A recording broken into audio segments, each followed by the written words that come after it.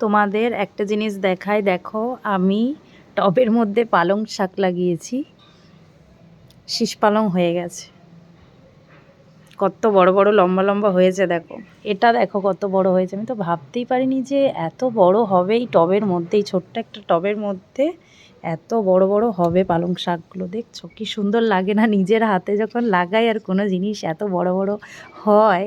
মানে আমার তো তুলতে ইচ্ছা করছে না, আর একটু বড় হোক। আরও এইগুলো এখনও হয়নি, এগুলোও হবে, ছোট ছোট আছে, সব হোক, দেখতে দারুণ লাগে আমার।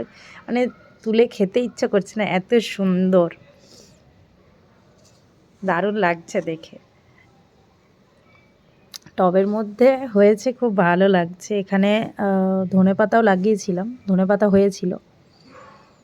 আরেকটা টবেও ধনেপাতা লাগানো আছে এখানে, এই দেখো এটাও হয়েছে ছোট্ট ছোট্ট।